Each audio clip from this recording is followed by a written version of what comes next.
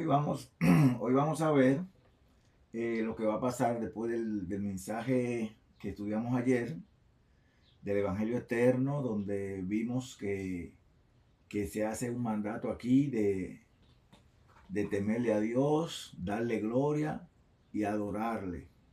Entonces, el tema de hoy se llama Cuando se cierre la puerta, plagas, tribulación y destrucción.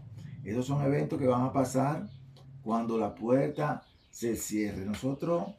Eh, nosotros estuvimos viendo que en el libro de Apocalipsis se abren dos puertas. Vimos una puerta que se abre en Apocalipsis 4, donde estudiamos que cuando se abre esta puerta, Juan ve a Jesús andando en el lugar santo, porque ve el candelabro, ve a Jesús en medio del trono, y vimos que el trono se encontraba en el lugar santo, en la mesa de los panes. También vimos que en la sexta iglesia se abrió una puerta también. Entonces, en la iglesia de Filadelfia, en Apocalipsis 3, el versículo 7, que dice: escríbale al ángel de la iglesia en Filadelfia, el santo y verdadero, el que tiene la llave de David, el que abre y nadie cierra, el que cierra y nadie abre, dice estas cosas: yo conozco tus obras, he aquí he puesto delante de ti una puerta abierta. ¿Qué puerta abierta era esa? Esa era la puerta entonces del segundo lugar en el santuario, que se llama lugar santísimo, como lo decía el libro de Hebreo. Entonces, cuando se abrió esa puerta, ¿qué se vio allá? En Apocalipsis 11, 18 y 19 dice: las naciones se enfurecieron, pero ha venido tu ira, y el tiempo de juzgar a los muertos y de dar su galardón a tus siervos los profetas y a los santos y a los que temen tu nombre, tanto a los pequeños como a los grandes, y de destruir a los que destruyen la tierra. Dice: y fue abierto el templo de Dios que estaba en el cielo, y se hizo visible el arca de su pacto en su templo. Que quiere decir que cuando en esa iglesia se abre esa puerta que el Señor le dijo: he puesto delante de ti una puerta abierta, lo que se ve en esa puerta es el arca del pacto. Y entonces el versículo dice que ha llegado el tiempo de juzgar. Por eso ayer nosotros estudiamos que, que esa puerta que se había abierto era la puerta del lugar santísimo, donde entonces empezaría el juicio. Entonces, después que ese mensaje que nosotros vimos ayer de los tres ángeles, uno que se continuaba al otro y diciendo que Babilonia cayó y que el que adora a la bestia y a su imagen iba a recibir la ira de Dios, después que ese mensaje concluye, entonces nosotros vemos en Apocalipsis 14, que estamos estudiando Apocalipsis 14, el 14 al 15 dice: y miré aquí una nube blanca, y sobre la nube estaba sentado uno semejante al Hijo del Hombre. Tenía en su cabeza una corona de oro y en su mano una hoz afilada. Y otro ángel salió del templo gritando a gran voz al que estaba sentado sobre la nube: mete tu hoz y ciega, porque ha llegado la hora de cegar, porque la mies de la tierra está madura. O sea que ese mensaje de los tres ángeles es el último mensaje, el último llamado que Dios hace al mundo, porque recuerden que ese mensaje es para predicarlo a toda nación, tribu, lengua y pueblo, el Evangelio Eterno. Entonces ese mensaje es para predicarlo a todos en cumplimiento de Mateo 24, 14. Entonces cuando ese mensaje se haya pregonado en todo el mundo, entonces dice aquí que él ve a uno semejante al Hijo del Hombre, que venía con una corona de oro en su cabeza y sentado en la nube. Y entonces dice que la hora de cegar ha llegado. Ahora, ¿qué significa la ciega y qué significa la mies?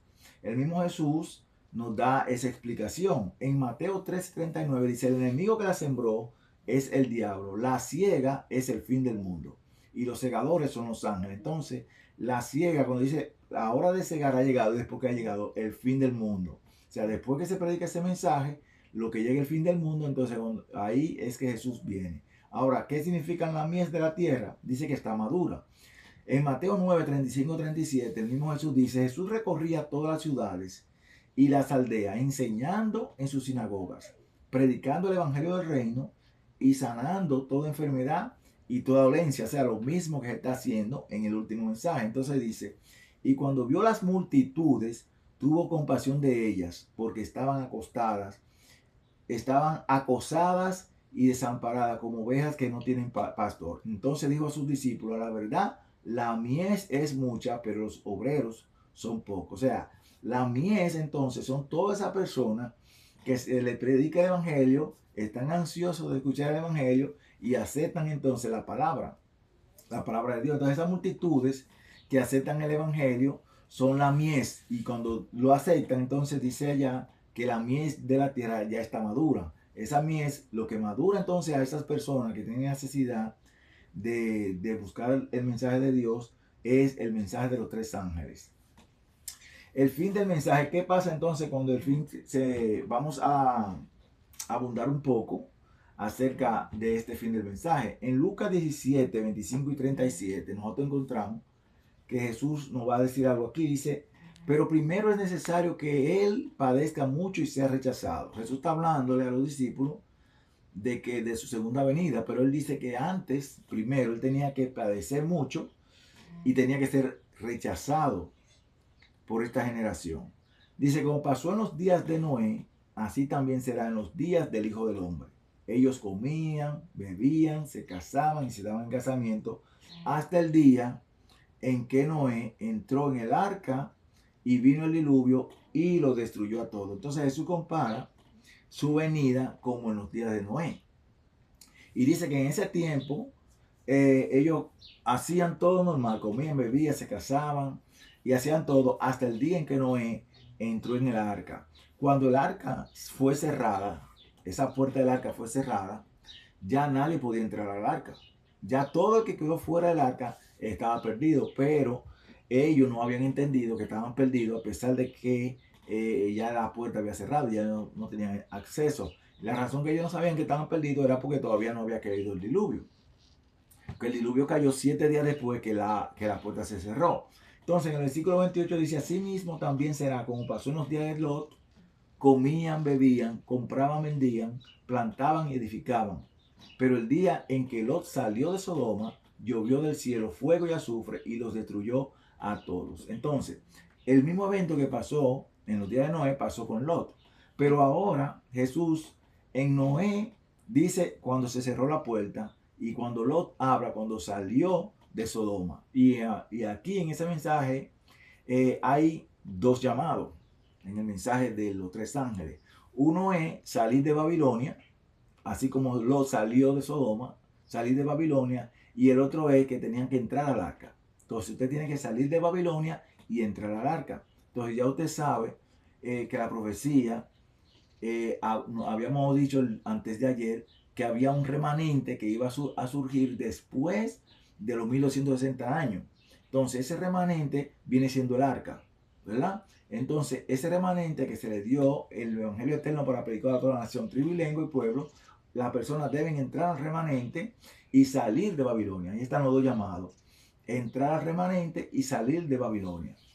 En el versículo 30 sigue diciendo, así será en el día en que se manifieste el Hijo del Hombre. En aquel día, el que esté en la azotea y sus cosas estén en la casa, no descienda para tomarlas.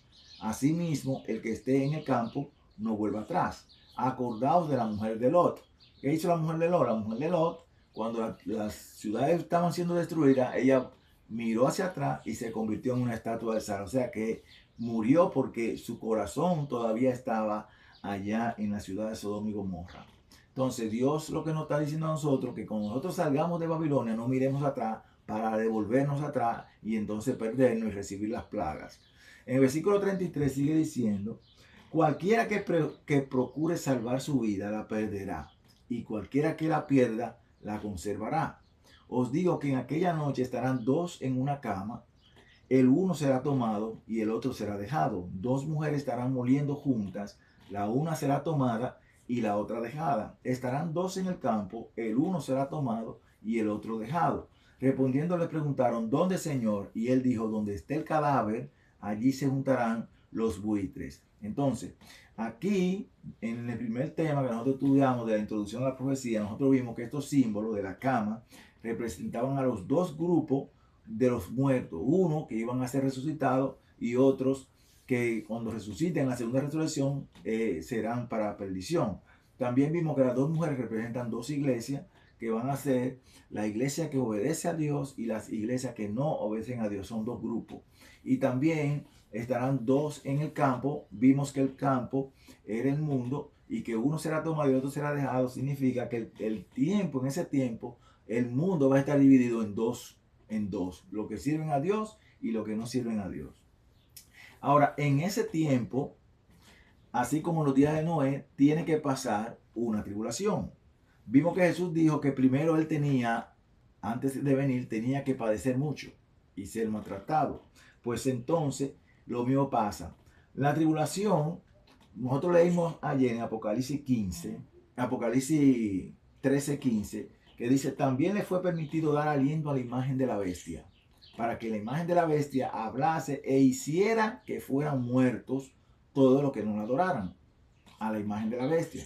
Entonces, ayer estudiamos que la única forma para que sean muertos y lo hagan matar es haciendo una ley contraria a la ley de Dios. Y nosotros estudiamos ayer que el hombre de pecado se hace pasar por Dios y para eso tiene que cambiar los mandamientos de la primera tabla porque él se hace pasar por Dios. Entonces necesita que a lo que a Dios se le da, él lo necesita para él.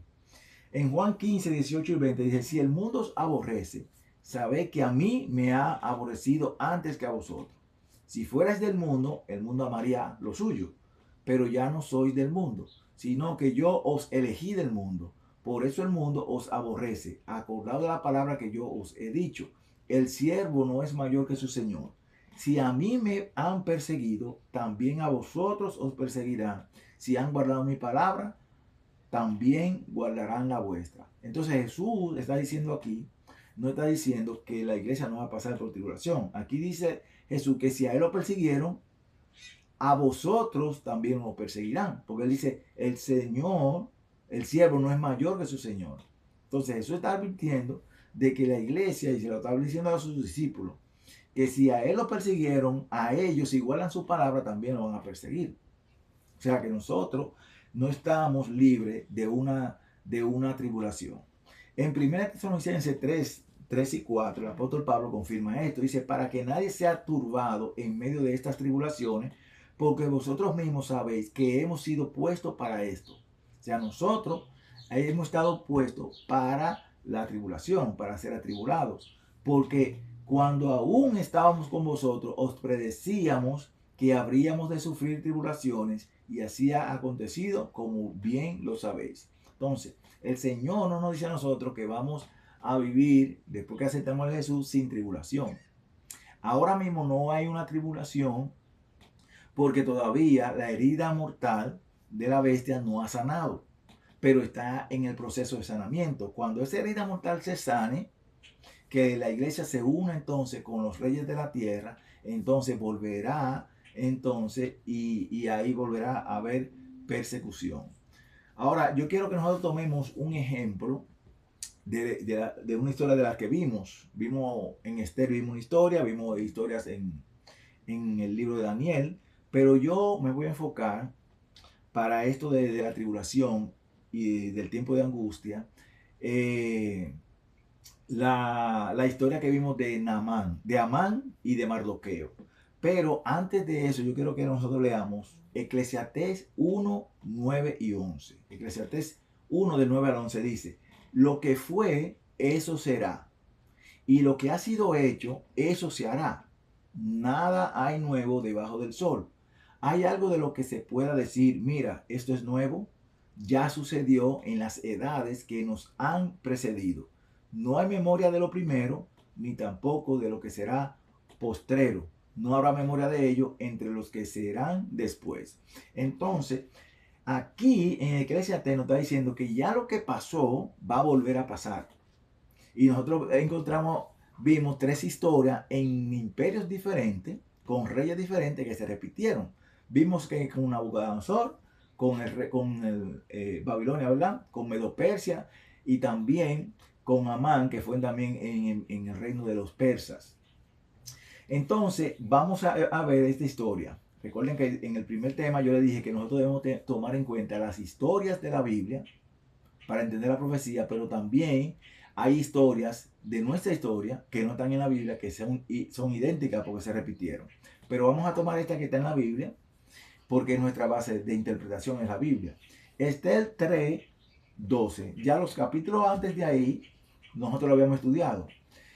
Entonces fueron llamados los escribas del rey el día 13 del mes primero, y conforme a todo lo que mandó Amán, se escribió a los sátrapas del rey, a los gobernadores de cada provincia y a los magistrados de cada nombre del rey Asuero, y se selló con el anillo real. Recordemos que ayer vimos que Amán habló con el rey diciendo que había un pueblo con unas leyes diferentes y que no le convenía tenerlos vivos. Entonces le dijo al rey que hiciera un decreto para eliminar ese pueblo. Aquí entonces estamos viendo lo que él está haciendo, está escribiendo el decreto. Entonces dice el versículo 13, y las cartas fueron enviadas por medio de mensajeros a todas las provincias del rey para destruir, matar y exterminar a todos los judíos. Es lo mismo que hace la imagen de la bestia, que lo manda a matar. ¿Por qué? Porque a Mardoqueo no quiso inclinarse para rendirle homenaje. Entonces la imagen de la bestia manda a matar porque no se le adora. Entonces vemos que se hace una ley para mandarlo a exterminar a todos. Dice, desde los jóvenes hasta los ancianos, los niños y las mujeres en un solo día. Fíjense que aquí él manda a matar a todos, igual que la imagen de la bestia manda a matar a todos, grandes, pequeños, todos. Dice, para matarlo en un solo día, del 13 del mes duodécimo, que es el mes de Adar, y para tomar botín de ellos. Ahora, una copia del documento debía ser promulgada como ley en cada provincia y debía ser proclamada a todos los pueblos a fin de que estuviesen preparados para aquel día. O sea que esa ley que se va a hacer en contra de Dios, esa va a ser una ley que se va a hacer promulgada no solamente en una sola ciudad, va a ser promulgada en muchos pueblos. Entonces dice, los mensajeros salieron apresurados por mandato del rey. El decreto fue promulgado en Susa, la capital. Luego el rey y Amán se sentaron a beber, pero la ciudad de Susa estaba consternada. Entonces estaban preocupados. En el versículo, en Esther 4, del 1 al 3, vamos a leer del 1 al 3 y del 13 al 17, dice que Mardoqueo supo todo lo que se había hecho. Entonces Mardoqueo rasgó su vestidura, se vistió de cilicio y de ceniza y se fue por la ciudad gritando con fuerzas y amargura. Así llegó hasta la puerta real, pues no estaba permitido pasar por la puerta real vestido de cilicio. Y en cada provincia y lugar a donde llegaba la orden del rey y su decreto, los judíos tenían gran duelo, ayuno, llanto y lamentación. Cilicio y ceniza eran la cama de muchos. Esto nos muestra a nosotros que en ese tiempo, cuando se promulgue la ley para matar, ¿verdad?, a los que no adoran a la bestia, porque son fieles a Dios, vamos a estar también en ayuno y oración. Hay una parábola que no la puse aquí, pero la pueden leer, que es la del juez injusto que hace Jesús. En esa parábola Jesús dice la necesidad de orar siempre. Entonces el rey injusto, esa parábola está en Lucas, no recuerdo el capítulo, pero ustedes la pueden buscar y leerla. Entonces dice que había un juez injusto que no quería hacerle justicia a una viuda, porque su adversario, su esposo había muerto y el adversario no la dejaba en paz. Y ella iba donde el juez continuamente pidiéndole que la librara de ese juez. Y Jesús dice que cuando Él venga hallará fe en esta tierra. Esa parábola es una referencia a la tribulación de la iglesia en el tiempo del fin. Y el mandato que Jesús hace es que oremos siempre. Entonces aquí nosotros vemos en esta historia que ellos estaban así, atribulados, estaban en gran duelo, en ayuno, llanto, lamentación, cilicio y ceniza, y eran la cama de muchos. Dice, en el versículo 13 dice, Mardoqueo mandó que respondiesen a Esther, no te haga la ilusión de que porque estás en el palacio del rey, será la única de todos los judíos que ha de escapar. Si te quedas callada en este tiempo, el alivio y la liberación de los judíos surgirá de otro lugar, pero tú y la casa de tu padre pereceréis. Y quién sabe si para esta hora has llegado al reino. O sea, ella tenía una excusa de que no podía presentarse ante el rey porque no le estaba permitido presentarse al rey si el rey no la llamaba. Entonces, ella le dijo a Mardoqueo que no estaba permitido a la reina entrar a la presencia del rey sin su autorización. Entonces él le dijo, mira, porque tú seas reina y te hayas en el palacio, no creas que tú te vas a escapar de esto. Y si tú no haces nada, la liberación va a venir de otro lado.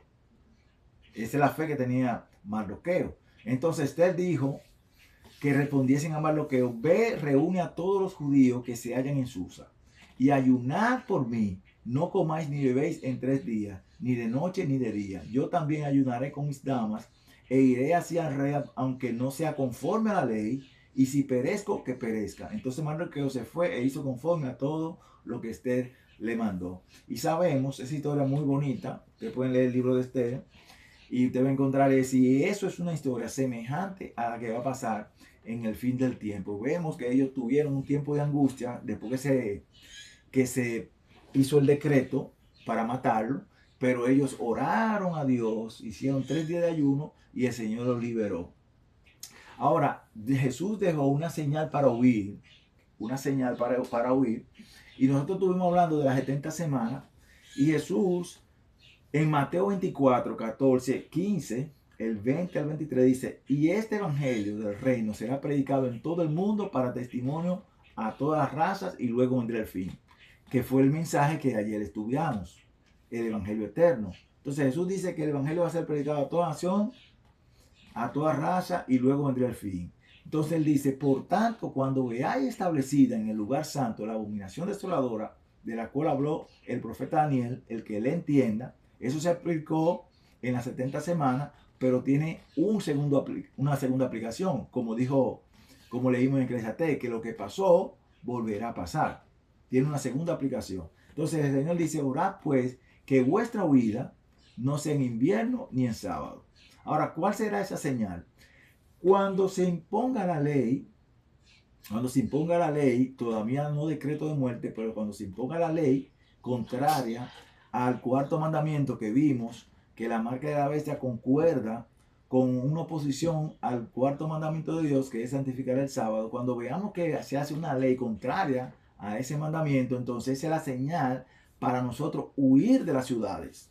Esa es la señal para huir de las ciudades a lugares donde están menos personas, donde hagan menos personas. Y en esos lugares se van a predicar a la persona de lo que se está sucediendo. Recordemos que cuando la iglesia mataron a Esteban, ahí fue que la iglesia se dispersó y empezó a predicar en otros lugares donde no se había predicado el evangelio. Y así llegó el evangelio hasta donde nosotros.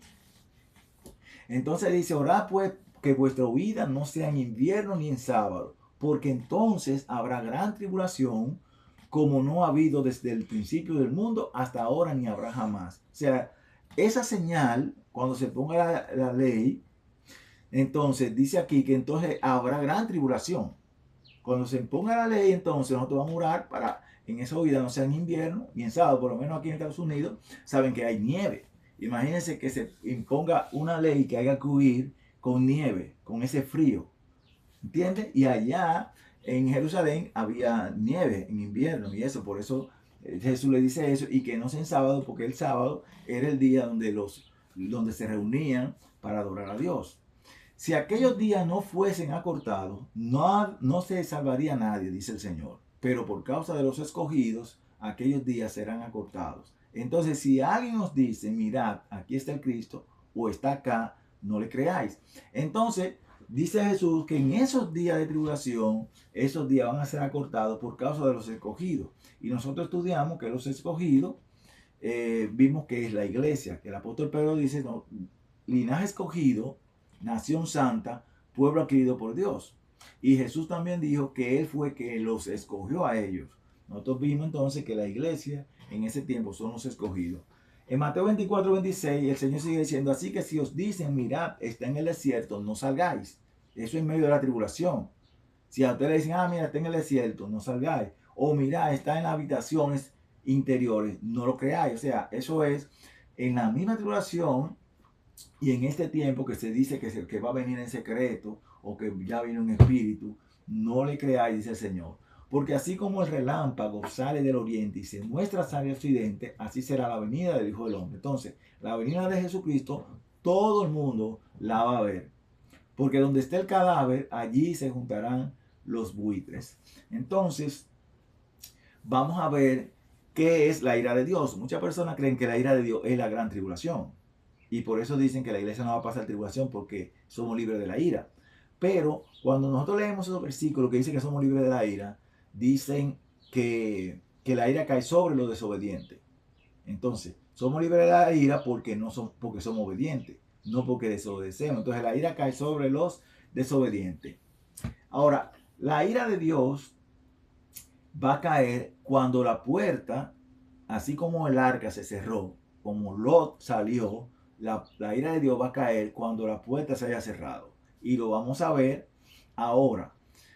En Apocalipsis 15:1 nos habla de la ira de Dios. Y vamos a ver todo lo que nos dice aquí porque es importante. Recordemos que Jesús viene cuando la mies está madura, ¿verdad? Quiere decir que la mies fueron los que recibieron el mensaje y lo aceptaron. Entraron al arca y salieron de Babilonia. Dice Apocalipsis 15:1, vi otra señal en el cielo, grande y admirable, 7 ángeles que tenían las 7 últimas plagas, con las cuales la ira de Dios es consumada. Entonces las siete últimas plagas es la ira de Dios. Las 7 últimas plagas es la ira de Dios. Entonces el segundo versículo dice, vi algo como un mar de vidrio mezclado con fuego, y a los vencedores sobre la bestia y su imagen y el número de su nombre. Entonces sabemos que el número de su nombre es 666, pero el número de su nombre también decía que era la marca o el número de su nombre, o sea, la marca de la bestia. Quiere decir que esos son los que vencieron sobre la bestia, su imagen y su marca. Y dice que estaban de pie sobre el mar de vidrio teniendo las arpas de Dios. Este grupo que está aquí son el grupo entonces que aceptaron el mensaje que predicamos ayer, el mensaje de los 3 ángeles. El primer mensaje del Evangelio eterno, ellos lo aceptaron, y entonces vamos a darnos cuenta que aquí hace referencia al mensaje de los 3 ángeles. Dice el versículo 3, y cantan el cántico de Moisés, el siervo de Dios, y el cántico del Cordero, diciendo, grandes y maravillosos son tus obras, el Creador, ¿verdad? Recuerda que dice, adorad al Creador. Señor Dios Todopoderoso, justo y verdadero son tus caminos, Rey de las naciones. Ahora dice, oh Señor, ¿quién no temerá? ¿Recuerdan que dice, temed a Dios? ¿Quién no te temerá y glorificará tu nombre? Acuérdense que decía también, dale gloria a Dios. Porque solo tú eres santo, todas las naciones vendrán y adorarán, adorad al que hizo. Todo el mensaje de los 3 ángeles que vimos ayer, del primer mensaje de temed a Dios, dale gloria y adorarle, está aquí en aquellos que vencieron sobre la bestia y su imagen. Dice, porque tus juicios, la hora del juicio había llegado, han sido manifestados. Después de esto miré y el santuario del tabernáculo del testimonio fue abierto en el cielo. Ese tabernáculo, esa puerta que nosotros vimos abierta ayer y hoy la presentamos otra vez al inicio, que decía que el tabernáculo de Dios fue abierto en el cielo y se dejó ver el arca, ahora otra vez se abre esa puerta. ¿Para qué se abre esa puerta? Para que Jesús salga del lugar santo, del lugar santísimo, y ahora se van a derramar las plagas. Porque la puerta ahora, Jesús dijo que Él la abre, nadie cierra, y que Él cierra y nadie abre. Ahora vamos a ver qué pasa cuando esa puerta se abre. Dice, y del santuario salieron los 7 ángeles que tenían las 7 plagas. Cuando Jesús salga de ahí, de esa puerta, que es la puerta que se abrió en la 6ª iglesia, ahora cuando Él salga, dice que salen ahora 7 ángeles con las 7 plagas. Y estaban vestidos de lino limpio y resplandeciente, ceñidos alrededor del pecho, con cinto de oro. Y uno de los 4 seres vivientes dio a los 7 ángeles 7 copas de oro llenas de la ira de Dios, quien vive por los siglos de los siglos. El templo se llenó de humo por la gloria de Dios y por su poder, y nadie podía entrar. Ahora, cuando Jesús salga de ahí, ya no puede entrar, dice porque se llenó el templo de la gloria de Dios. Ya Jesús ahora no puede hacer intercesión. Por eso, cuando esa puerta se cierra, caen las plagas y ya no hay oportunidad de entrar. No hay oportunidad de entrar. Entonces, como nosotros no sabemos cuándo esa puerta se va a cerrar, nosotros debemos entrar ahora. Así como los antediluvianos dice que no entendieron hasta que entró Noé al arca, nosotros debemos entrar antes de que esa puerta se cierre. Ahora, hay unos cuantos eventos que van a suceder en la venida del Señor. Y es importante que nosotros sepamos cuáles son esos eventos. En 1 Tesalonicenses 4:13 dice, desde el 13 hasta el 17, dice, tampoco queremos, hermanos, que ignoréis acerca de los que duermen, para que no os distraigáis como los demás que no tienen esperanza. Porque si creemos que Jesús murió y resucitó, de la misma manera Dios traerá por medio de Jesús y con él a los que han dormido. O sea, así como Cristo murió y resucitó, también Dios va a hacer a los que durmieron en Jesús, los que aceptaron a Cristo, también que murieron, resuciten. Dice, pues os decimos esto por palabra del Señor. Nosotros que vivimos, que habremos quedado hasta la venida del Señor, de ninguna manera precederemos a los que ya durmieron. O sea, nosotros, los que vivimos, si el Señor viene en nosotros dando vivos, no vamos a ir al cielo primero que los que ya murieron. Lo que quiere decir que los que murieron no están en el cielo. Porque dice, no vamos a preceder a los que durmieron. Y los que durmieron, seguro que si durmieron fue porque murieron antes que nosotros. Es lo que dice. Porque el Señor mismo descenderá del cielo. Dice que va a descender del cielo. Con aclamación, con voz de arcángel y con trompeta de Dios. Y los muertos en Cristo resucitarán primero. Entonces, aquí no está diciendo que Jesús, como él dijo, que si dicen que está en las habitaciones, no le crean, que si dice que está en el desierto, no le crean, porque él viene y todo el mundo va a escuchar eso. Dice que viene con aclamación, con voz de arcángel y con trompeta de Dios. Entonces quiere decir que va a ser un evento bien ruidoso. Luego nosotros, los que vivimos y habremos quedado, seremos arrebatados juntamente con ellos en las nubes para el encuentro con el Señor en el aire, y así entonces estaremos siempre con el Señor. Vamos a buscar entonces otros versículos que nos van a confirmar cuándo es que es la resurrección. En Lucas 14, 13 y 14 dice, pero cuando hagas banquete, llama a los pobres, a los mancos, a los cojos y a los ciegos. Y serás bienaventurado, porque ellos no te pueden retribuir, pero te será recompensado en la resurrección de los justos. Entonces la resurrección de los justos, según el apóstol Pablo, es cuando entonces el Señor venga, que es la primera resurrección. En Juan 6:40 dice, esta es la voluntad de mi Padre, que todo aquel que mira al Hijo y cree en Él tenga vida eterna, y que yo lo resucite en el día final. Entonces, la resurrección de los justos es en el día final. Entonces, el día final es cuando el Señor venga. En Juan 6:44 dice, nadie puede venir a mí a menos que el Padre que me envió lo traiga, y yo lo resucitaré en el día final. Entonces ya sabemos que el día final es cuando va a venir la resurrección de los justos, y es cuando Jesucristo venga. En 2 Tesalonicenses 6 dice, de hecho es justo delante de Dios retribuir con aflicción a los que os afligen. Nosotros vamos a ver otro evento que va a pasar cuando el Señor venga. Dice, y retribuir con descanso junto con nosotros a vosotros que sois afligidos. Esto sucederá cuando el Señor Jesús con sus poderosos ángeles se manifieste desde el cielo. Entonces, nosotros vamos a pasar tribulación, hemos visto, pero dice aquí el apóstol Pablo, en 2 Tesalonicenses, que delante de Dios es justo retribuir con aflicción a los que nos afligen.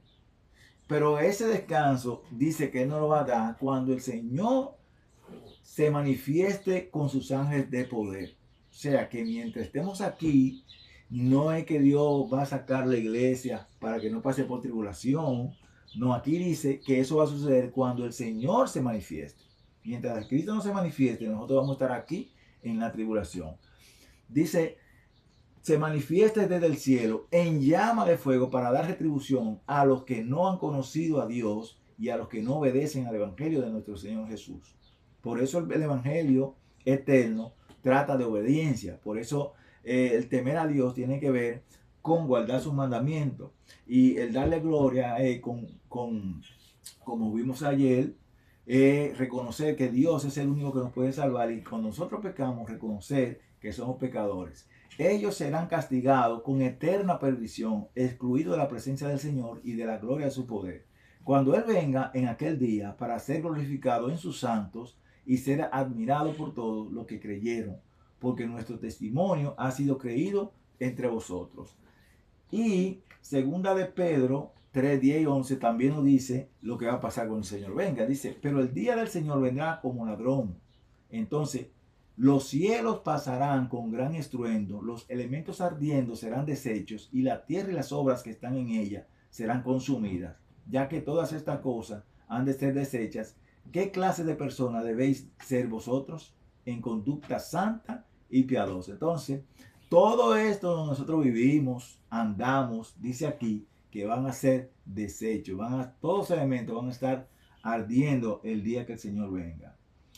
Por último, yo quiero que nos aclarar algo que ya lo estudiamos, debe estar claro, pero para que nosotros tengamos pendiente de estos poderes, ¿quiénes son? Miren, nosotros estudiamos el cuerno pequeño y vimos que el cuerno pequeño y la primera bestia de Apocalipsis 13 son el mismo. También el hombre de pecado y la mujer y la gran ramera son todos esos 4 nombres, reciben el mismo poder. El cuerno pequeño, la primera bestia de Apocalipsis 13, el hombre de pecado y la gran ramera son el mismo poder. Cuando usted lee eso con diferentes nombres, es el mismo poder. Vimos que tienen el mismo tiempo, actúan, vemos que persiguen a los santos, vemos que no guardan la ley. Ahora, la imagen de la bestia, vimos ayer que son los que mandan a matar, o sea, que son personas que piensan que dan servicio a Dios y son los que mandan a matar creyendo que están sirviendo a Dios. Entonces, la imagen de la bestia, las hijas de la gran ramera y el falso profeta son el mismo poder. Son entonces, las hijas son las hijas de la madre que salieron de ella y que siguen las mismas doctrinas y enseñanzas de la madre. Entonces, cuando usted ve tiempos y medio tiempo, los 1260 días y los 42 meses son el mismo tiempo profético, que equivalen a 1260 años, que nosotros lo estudiamos mucho porque aparece muchas veces ese número. Entonces, cada vez que usted vea ese número de los 1260 días, 42 meses, tiempo y medio tiempo, está hablando del mismo periodo. Entonces, usted lo que tiene que hacer es analizar qué pasó en cada periodo de eso, porque son detalles diferentes en cada presentación. Y entonces, como nosotros empezamos nuestro estudio, segunda de Pedro 1:19 dice, también tenemos la palabra profética que es aún más firme. Hacéis bien en estar atentos a ella, como a una antorcha que alumbra en lugar oscuro, hasta que aclare el día y el lucero de la mañana se levante en vuestros corazones.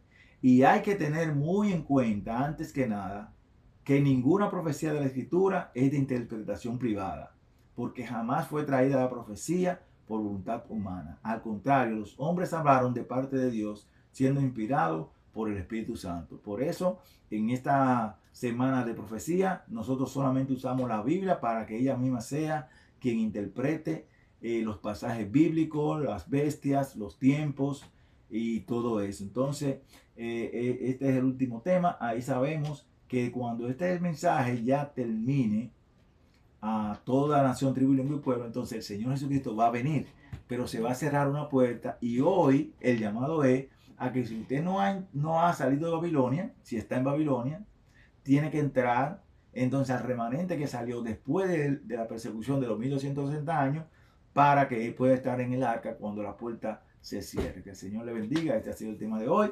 Si tienen alguna pregunta, hermanos, cualquier duda, algo que usted interese saber, usted le escribe ahí en el chat, y entonces si hay alguna pregunta, mañana, si el hermano lo permite, se podría responder. Como fueron muchos temas, ustedes oyeron ustedes escucharon los temas, entonces pueden hacer la pregunta y entonces ahí se le podría hacer la respuesta. El Señor le bendiga.